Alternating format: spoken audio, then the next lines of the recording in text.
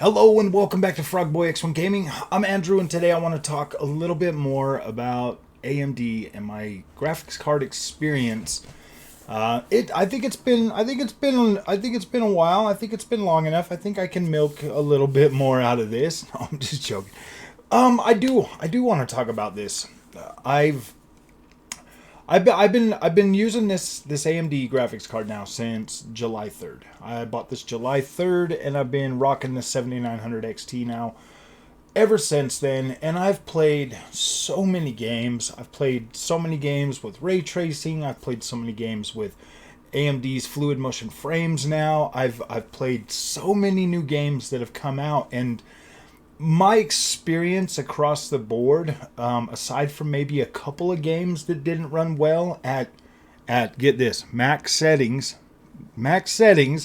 at 1440p, and still able to run these at 4K if I use FSR2. So I noticed that people were commenting the other day from a video I made talking about that I'm having to use FSR. No, you guys are misunderstanding. Like you're not understanding. I do not have to use FSR at all at 1440p. Period. Unless I'm playing around with like ray tracing or something.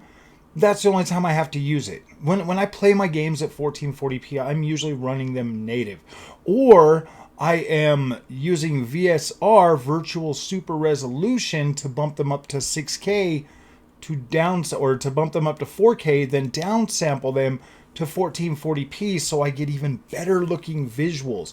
I'm not using FSR at 1440p. That is just madness. That completely bottlenecks, a lot of games, and it isn't worth it. So when I'm playing on 4K, that's the only time I have to use FSR, and that's only if I want like max graphical settings. And for me, like seriously, that's the point of buying a PC, is so that I can play with max settings.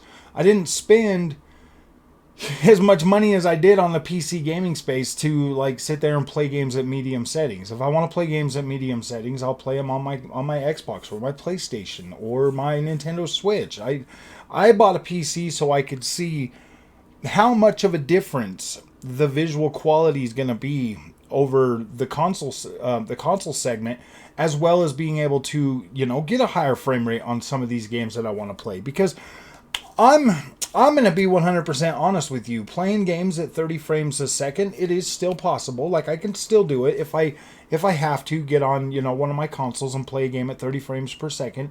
It's still doable. Like, it's still playable, but it's not preferable anymore. Not now that I have the means and the ability to play them at a higher frame rate. I have the ability to play these games on the PC now, and I have the ability to run them at higher frame rates. So yes, I do enjoy playing my games at significantly higher frame rates than I can get on, either of the consoles. That is a definite benefit of going with PC. Now, when I get people that come to the channel that tell me like, oh yeah, you have to use FSR and stuff, I'm like, no, that's not me, man. Like, I don't have to use that. Only Nvidia guys have to use DLSS to make their games run good. They're the only ones. Like, they're the only ones that get on Twitter and everywhere else and freak out on developers if DLSS isn't there day one.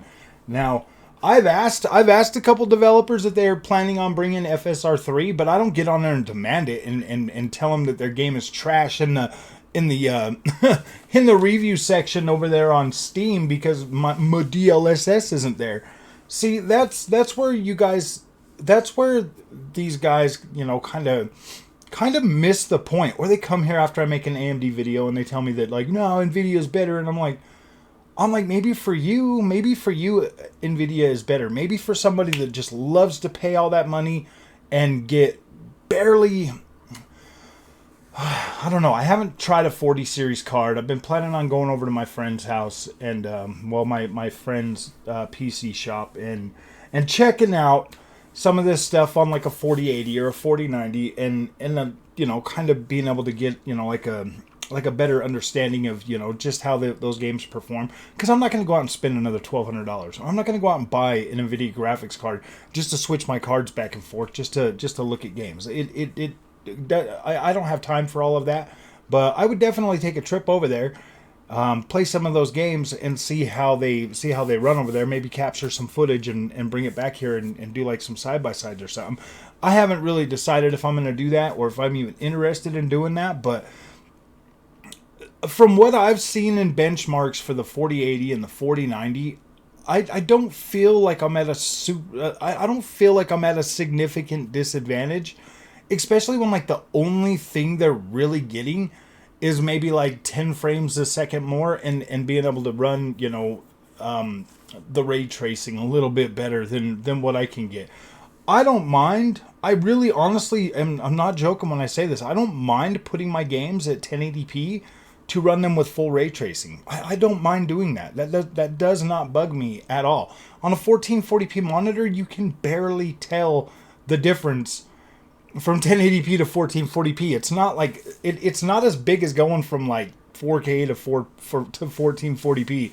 It's really not that big of a deal. Like, it looks a little bit better if it's native 1440p, but it also looks pretty dang good at 1080p. Like, I'm not at a disadvantage. So whatever you guys have to tell yourself to make you feel better about spending significantly more money than what I did for my card, that to me, that honestly, man, do you guys have Stockholm Syndrome? I swear, man. I swear. It's like Stockholm Syndrome. You're like, yeah, Nvidia keeps charging me more money, but they give me just barely enough to keep coming back. And see, dude, I'm not like that. I'm not like that. I don't value like name brand or it's the best. I don't value it that way. Unless it 100% provides a solid experience for me that I'm like, yeah, I feel like I got my money. I definitely feel good representing this brand. Take Fanatec, for instance. I've been putting a lot more time into Fanatec, into racing games, into figuring out like the whole thing, because the base settings and then setting things up in the game, man, that was kind of confusing me a little while, for a little while. And I admit that, but now that I've got everything figured out, like, I understand why people are like, yeah, Fanatec's the best. I understand now. You can essentially set the settings in a Fanatec wheel and wheelbase and in the game to pretty much give you grip no matter what. Like, it's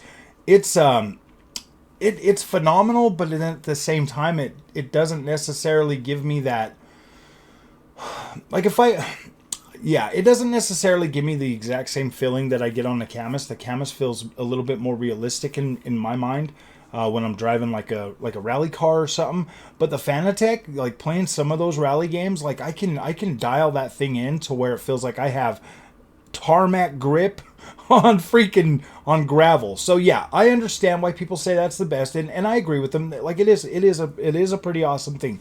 But for my preferences and for the way I game and for what matters to me the most, Nvidia just was unable to deliver that experience to me to where I felt like, yes, I have a solid experience for the money that I paid for that. And I mean, granted, some of that was my fault, obviously, you know, buying a 3050 laptop, you know, buying a 3050 Ti laptop, then buying a 3060 Ti tower, and then upgrading that to a 3080. A lot of that money wasted was my own fault. I should have just went big, got a 3090 freaking tower PC, and because I spent that much on that, I should have just done that in the first place. But I mean, in my defense, I couldn't just walk into a store and buy that setup anywhere at the time. When I started this channel, I mean, most of the whole PC thing for this, it was bought because of the channel, not something that I was ever interested in really leaving consoles to or ever going out of the console space really to get into PC. I just wasn't really at that point and didn't really care. Like, I didn't really care. I was content being a console gamer. But now here I am. You're welcome. You guys brought me in. Now you got to deal with me. Sucks to be you. I get that. I'm sorry. I'm not gonna conform to the to the whatever the PC, talking head stuff is, man. I'm not going to just sit here and regurgitate, Nvidia is the best, Nvidia is the best. I'm not going to do that. I'm going to give you my real world experience, how I experience video gaming on the equipment that I have, and I am way happy with the 7900 XT. I am very happy with the AMD experience. And there's just, some people are going to love it, and some people are going to be like, oh no, I need you know what I mean? Like, some people are going to be 100% content with the AMD experience. All of my other systems, my PS5, my Series X, my ROG Ally, my freaking Xbox Series S, all of those are AMD. AMD. So when I go from one of those games on the console over to my PC now, it's almost just like I'm playing it on a PS5 Super Pro or an Xbox Series X Super Series X or something.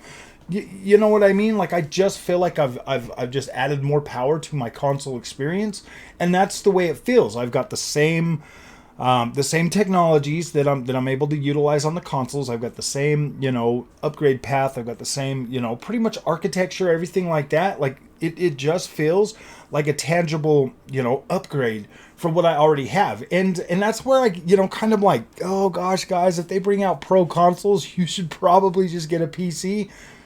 And that's kind of the way I feel about it. I feel like you could get way more bang for your buck getting a PC. I mean, you could even buy, literally, you could put together a 7800 XT PC and completely have way more power than both the PS5 and the Series X, and still be able to run some games at 4K, and then, at least a solid 1440p experience. I honestly do believe this too. With the experience that I get on my 7900 XT at 1440p and at 4K, I do believe that the power of the 7800 XT would be more than sufficient to give you a solid 1440p experience. And I think the 4080 is a good... I don't think Nvidia make bad graphics cards. Like, I don't think they make bad graphics cards. I think they strategically design their platform and their cards for the mid-range to leave you kind of wanting, but not all the way wanting. Like, if you're just there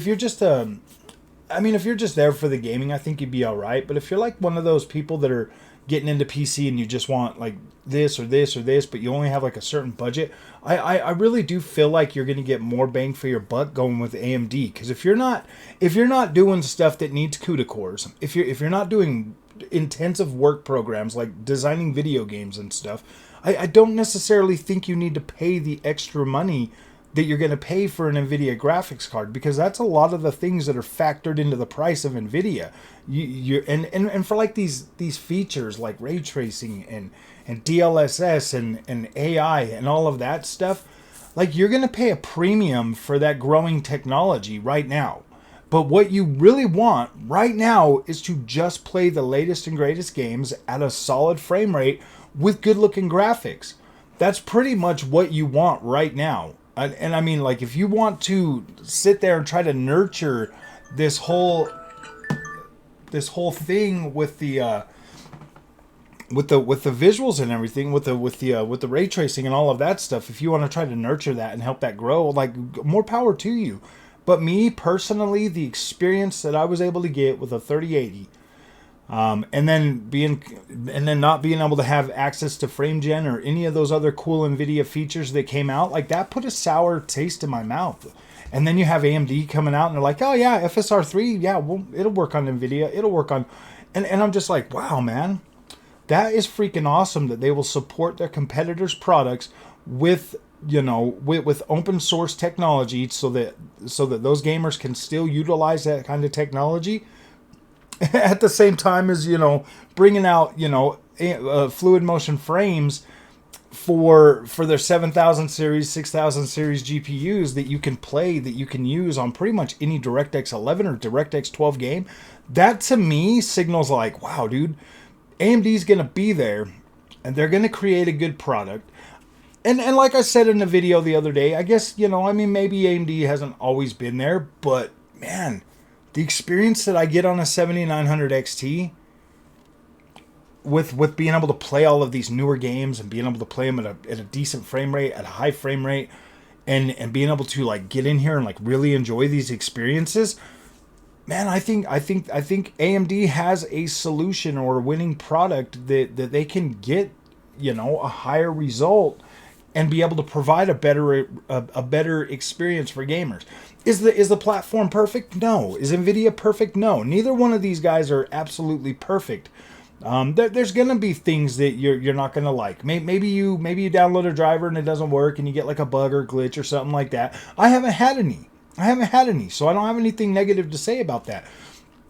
But if you're running into problems or something, this is the PC space, man. Like, obviously that kind of stuff can come up depending on the build, depending on what you've got, however you put it together, how you install your drivers. I mean, like, it's kind of a nuisance to be a PC gamer in some aspects, but the total freedom and the amount